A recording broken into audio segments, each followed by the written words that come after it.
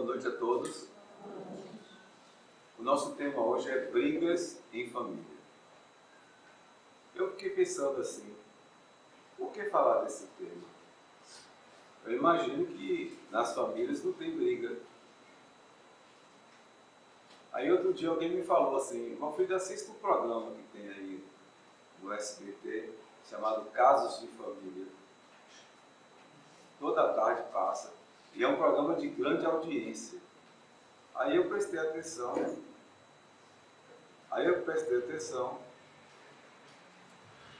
e vi que realmente, durante a semana, aí são apresentados casos de família que na verdade são brigas em família, de todos os tipos, de todos os tipos. Aí tem o depoimento de cada um, tem a psicóloga que fala alguma coisa, enfim. E lá está. Eu pergunto a vocês assim, vocês acham que é necessário falar esse tema, brigas em família? Eu achava que ninguém brigava em família, acho que a gente brigava com as pessoas de fora. E na família não, pai, mãe, irmãos, cunhado, cunhada, gente, todo mundo é família, então família é família. Aqui a gente não vai brigar, só vai brigar com os de fora. Eu volto a perguntar, gente, você acha que eu devo continuar falando desse tema? Vocês brigam em família? Sim, você disse que não? Não, ainda bem que tem alguém que falou que não briga em família, graças a Deus. E é claro, aí vem a proposta para que o Espiritismo tente nos esclarecer. Bom, primeiramente, por que a gente briga? Por que a gente briga? A gente briga porque a gente não tem tolerância, a gente não tem paciência, a gente não tem aquela coisa de respirar fundo. Quando alguém fala uma coisa, para responder, a gente já responde ali na lata, as respostas já estão na ponta da língua. E aí, quando a gente vai perceber isso, e vamos olhar a doutrina espírita e a lei de causa e efeito, e o mundo de provas e expiações, e as reencarnações, e o livre-arbítrio, quando a gente junta tudo isso, a gente vai perceber que o plano mais genial que Deus fez foi nos colocar juntos num ambiente familiar. Aí o Livro dos Espíritos nos coloca reflexões, o Evangelho segundo o Espiritismo amplia-nos para nos dizer o seguinte, que neste plano genial de Deus, quando o celular não atrapalha, fica cada um no seu e não convive, mas é justamente naquele pequeno grupo, pai, mãe, filhos, ali, numa média de 5, 6, 7, 8 pessoas, é que nós vamos todos os dias conviver com pessoas que vão pensar diferente de nós, mas são pessoas que estão ligadas a nós, pelos laços afetivos.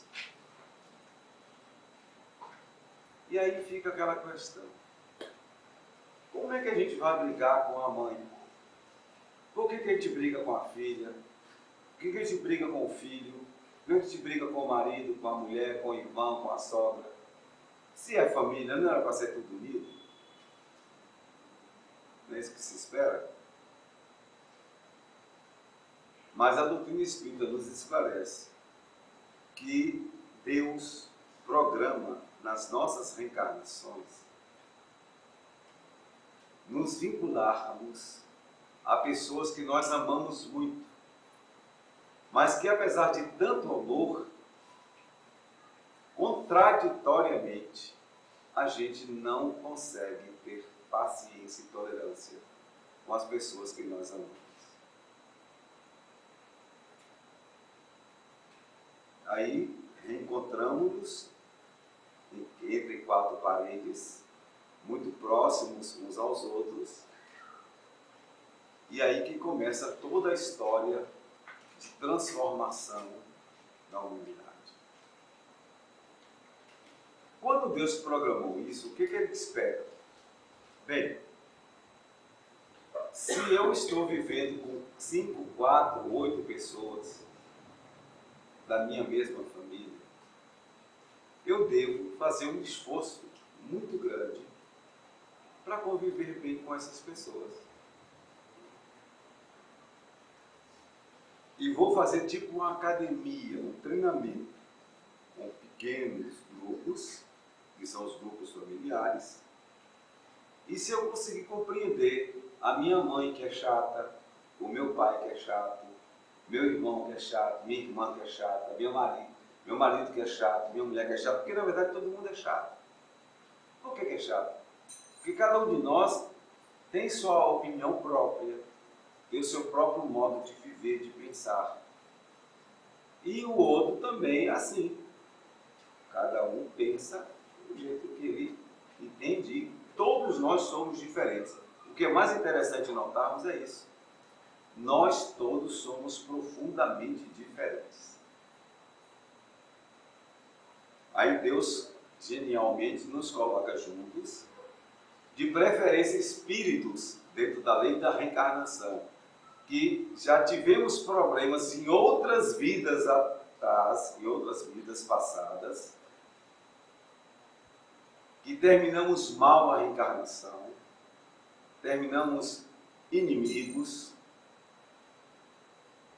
e aí, o que é que a gente vai fazer no processo da pluralidade das existências, das várias reencarnações?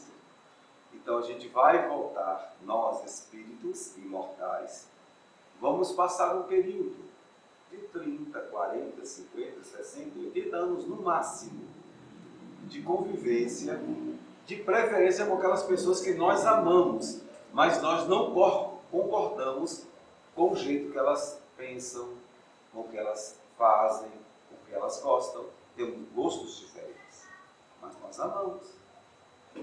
Que maravilha! Então vamos nos reunir num ciclo familiar.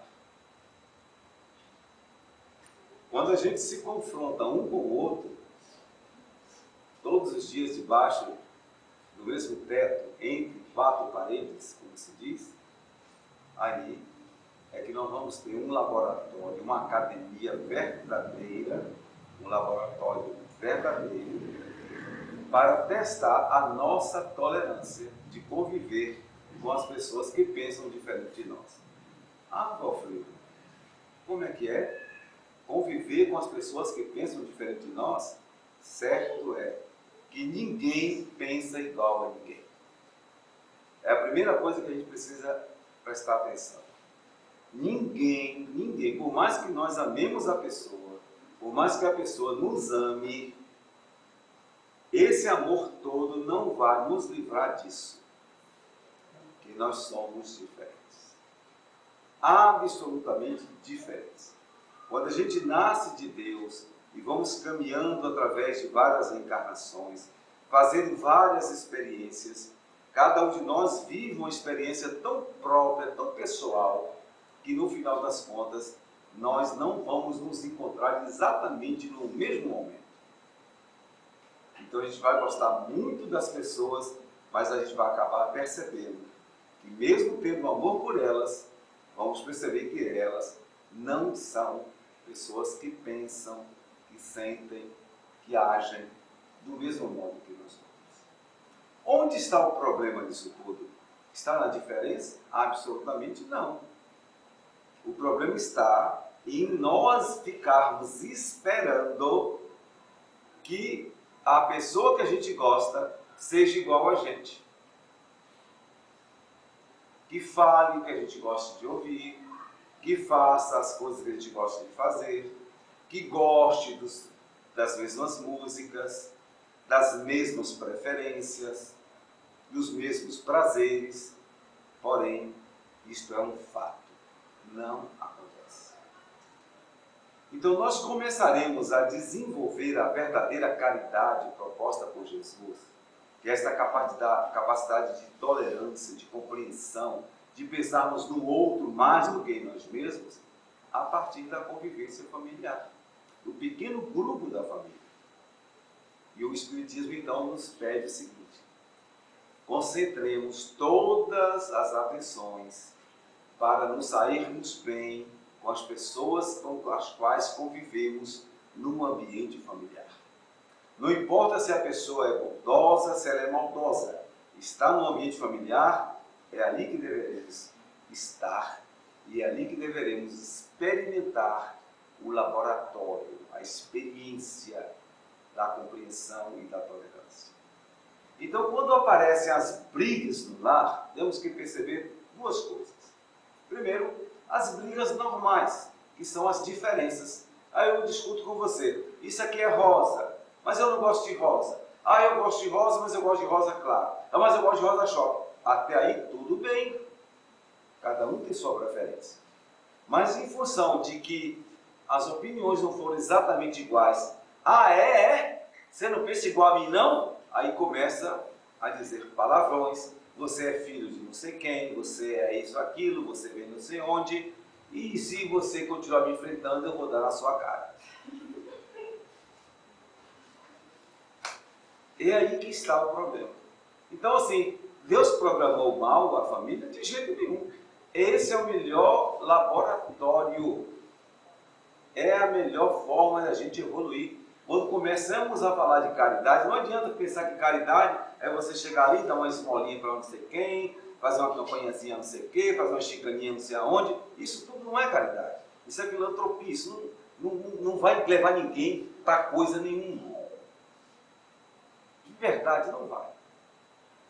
O que vai fazer a gente, de fato, chegar a ter Deus, o que vai fazer a gente evoluir, melhorar como seres humanos, é a capacidade que a gente tenha de compreender, de tolerar e perdoar as pessoas com as quais convivemos. Então, o que nós estamos assistindo hoje é uma grande crise, uma crise moral. Como assim, meu filho? A crise da intolerância. A pessoa não pode falar nada, às vezes não precisa nem falar. Na hora que a pessoa acorda lá, de mau humor por algum problema qualquer, até uma obsessão, ou influência de algum espírito inferior, e a pessoa já fica, por que você está me olhando assim? Por que você não deu bom dia? E já começa a entender. Se nós formos perceber, gente, isso é um fato comprovado por todas as avaliações sociológicas familiares. As brigas que nós temos em família são as coisas mais bobas, mais à toa. Se a gente for procurar prestar atenção assim, como foi mesmo que gerou aquilo, o que que causou, por que que eu fiz isso, por que que eu fiz aquilo, você não vai encontrar razão. Igual um menino, cadê ele? Está aqui? Zé Rubens, está aí? Está aqui, Zé Rubens. No estudo que fizemos ontem, o nosso estudo sistematizado da doutrina espírita, o ESG 1, colocando aquela proposta do Livro dos Espíritos, onde Allan Kardec, que percebeu que há uma interferência, uma interação tão grande entre encarnados e desencarnados, que ele perguntou até que ponto os espíritos exercem influência sobre nós. Se Zé Rubens nos permitir, posso falar, Rubens?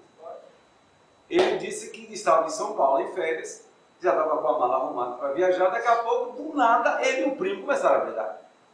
E até hoje ele não sabe como é que eles dois começaram a brigar. Um falou uma coisa, outro falou outra, e é assim que acontece. Gente, tem muitas pessoas que falam, por ignorância, é claro, que não gostam de frequentar o centro espírita. Ah, não, o centro espírita, fala até assim, o centro espírita, aquela coisa de mexer com alma, Deus me livre daquelas coisas. Pois eu vou dizer a vocês uma coisa, o lugar onde menos espíritos vagueiam à toa é o centro espírita. Porque o ambiente espírita é um ambiente muito preparado por espíritos evoluídos que trabalham para Jesus. E aqui só entram espíritos debaixo de ordem. Pode ser um coronel, como o Pedro Canguçu, que hoje está mandando na cidade, entra só debaixo de ordem, a hora que for autorizado. Ou pode entrar qualquer outro espírito, mas debaixo de um controle. Então aqui espírito não fica à toa. Então não tenham medo de vir ao centro não, que é o único lugar que vocês vão estar seguros de influências espirituais indesejáveis, é o centro espírita. Podem ter certeza disso. Porém, no entanto, não é o mesmo em relação às nossas casas, aos nossos lares. Por quê? Como nós nos encontramos no ambiente familiar para o reajustamento, muitas vezes pessoas amigas ou inimigas estão ali num ambiente genial de Deus familiar, com coisas a serem reparadas, onde um será instrumento do outro para desenvolver o amor, a compreensão, a compaixão. E os espíritos inimigos nossos, que são aqueles espíritos que nós prejudicamos em outras reencarnações, que ainda não tiveram a grandeza de nos perdoarem, Deus permite que eles venham nos testar. E eles acabam invadindo o nosso espaço familiar. E conforme a sintonia de pensamento, de desejo, de vontade, eles poderão invadir completamente, parcialmente, ou não vão conseguir invadir o nosso ambiente doméstico. Porque para que algum espírito nos influencie, tanto negativamente ou positivamente, é preciso que tenhamos pensamentos e sentimentos iguais. Bom, se na nossa casa, normalmente, nós não temos muita paciência uns com os outros, e falamos palavrões, xingamos, deixamos que o sentimento de ódio, de rancor, venham à tona, é lógico. Esses espíritos inferiores, que também são assim, aí encontram um espaço maravilhoso na nossa casa. Aí eles entram e sentam no sofá, em cima da televisão, na cozinha, no banheiro, em qualquer lugar da casa. E ficam ali, na espreita. Ah, está com o celular ligado? Pelo amor de Deus. Graças a Deus. Não faça assim. Bom, e aí, eles ficam na espreita, observando na hora que a gente vai encontrar um com o outro, na família. Na hora do café, na hora do almoço, na hora da janta, nos momentos que a gente tem que estar junto no ambiente familiar. Já que no ambiente familiar a gente tem que estar junto no mesmo horário, né? Dividido o banheiro, dividido a sala, a cozinha, assim por diante. E o quarto. Aí é onde eles entram, percebendo a intolerância de um, a invigilância do outro. Ah, aqui, agora eu encontrei o espaço. Aí um fala, cadê o sabonete? Não sei o quê. Tem sabonete, coisa nenhuma? Sabonete, coisa nenhuma? Aí do nada, como dizem, aí você fala, gente, o que foi? Aí um briga com o outro, bate o outro, joga o outro para fora, aí depois fica assim, meu Deus, o que foi que aconteceu na pessoa? Basta isso, basta isso, basta isso. O que Zé Rubens falou foi exatamente depois Zé Rubens. Ele até falou que ele achava que não tinha influência. No decorrer da aula, com as explicações, aí ele falou, tio, acho que eu vou dar um depoimento aqui. E eu tive uma briga com o sobrinho meu, com o primo, né? E eu até hoje não entendo nem ele o que aconteceu. E é isso que acontece.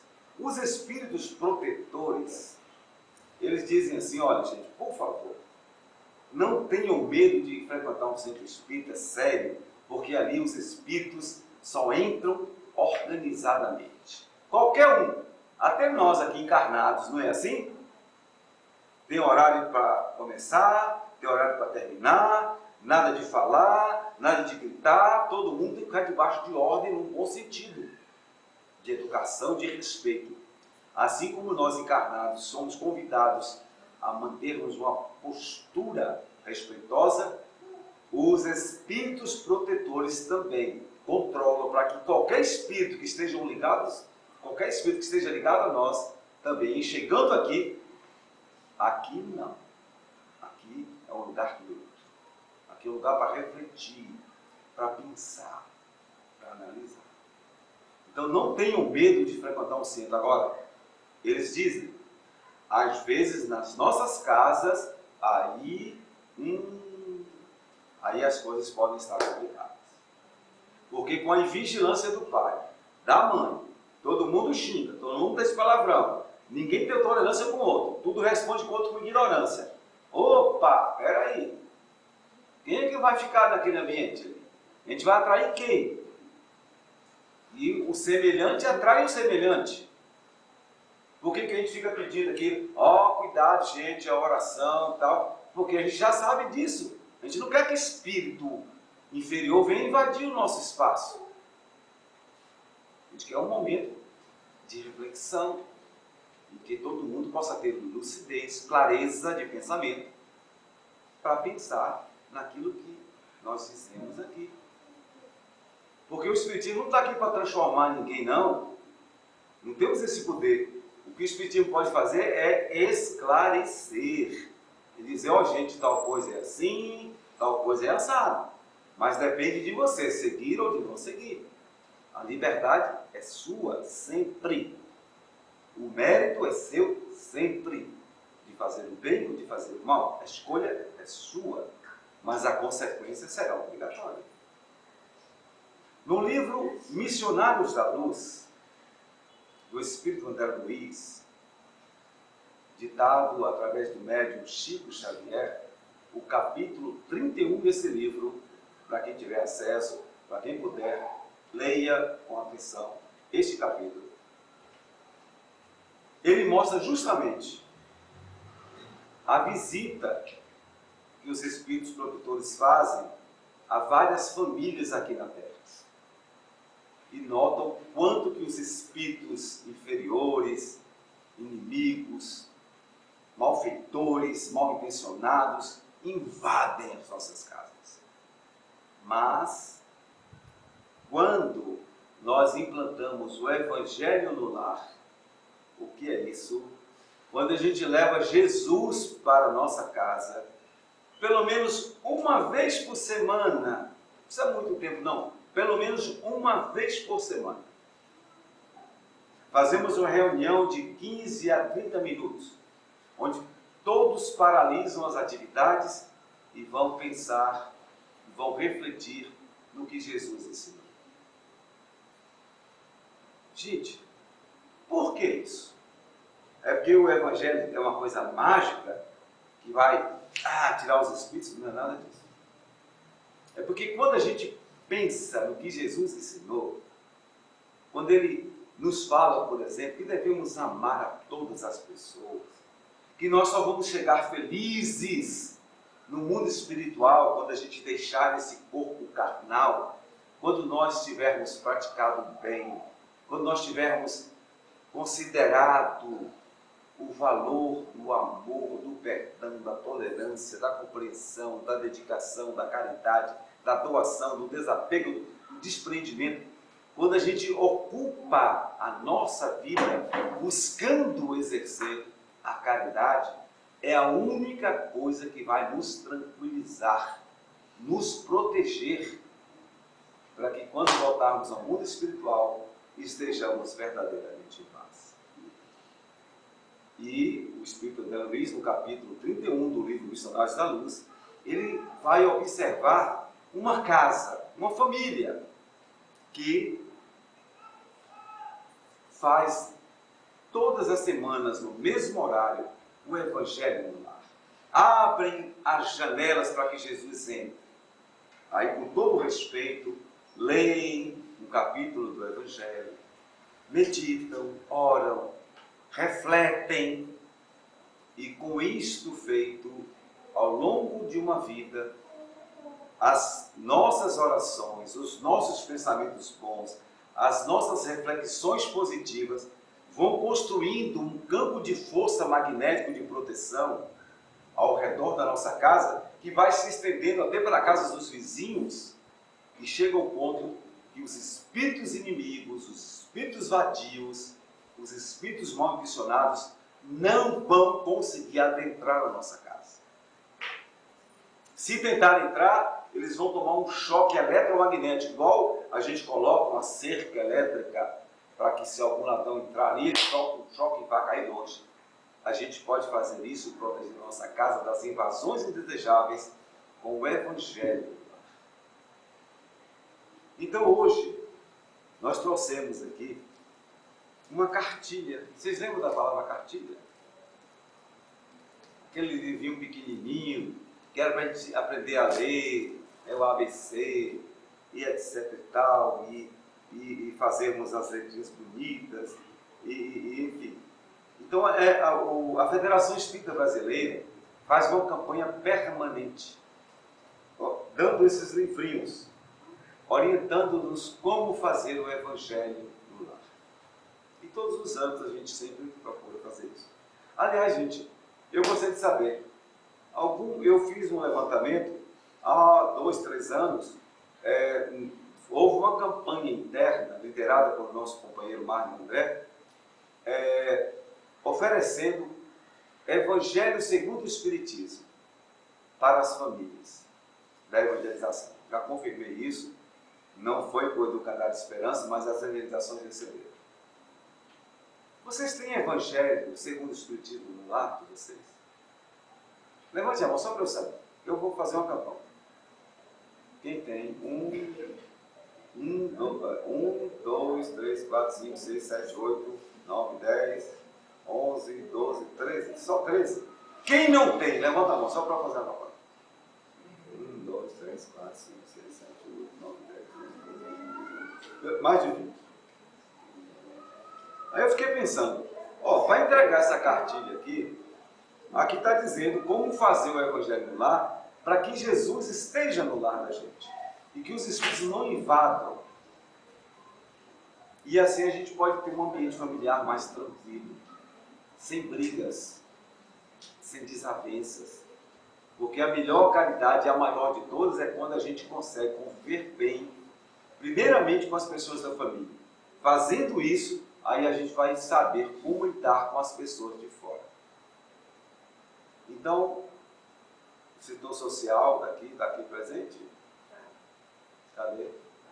A Gina está aí? Está aí uma dica, gente, para a gente fazer uma campanhazinha na próxima reunião, que os meninos do Educandário de Esperança também pediram. Livro dos Espíritos, Evangelho. Então estaria na hora, talvez, a gente fazer essa campanha para ofertar às pessoas este livro, o Evangelho, para que elas possam implantar em suas casas o Evangelho no lar. Aqui está o passo a passo, como deve ser, e a partir daí a gente vai ter a oportunidade de que os protetores entrem em nossa casa, Jesus consiga fazer a proteção, e com certeza quem faz isso com cuidado, com honestidade, com reflexão, vocês mesmos vão dizer o resultado. Não haverão invasões, não vai ter essas briguinhas à toa dentro do lar, não. Todo mundo vai estar mais cuidadoso, vai pensar 10 vezes antes de responder de forma desaforada, vai tentar compreender o outro, vai engolir, e aí vai dar tempo para que os protetores tomem um espaço, e seja qual for o problema, emocional, afetivo, financeiro, não importa. Aquilo não vai ser motivo para que hajam brigas domésticas. E a coisa mais feia que tem é um lar com brigas. Eu digo até porque as nossas crianças que vêm para a nossa evangelização, a dificuldade que a gente tem no processo de educação dessas crianças, de mostrar a elas o respeito que devemos ter, é quando elas dizem, não tio, não tia, mas lá em casa é assim. Lá em casa todo mundo xinga, todo mundo dá palavrão, todo mundo recebe no tapão. Eu fico, meu Deus, o que é que vai fazer? A gente vai falar que a gente tem que amar, respeitar. Aí chega em casa e conta tudo o contrário. Sabe o que é você malhar em ferro frio?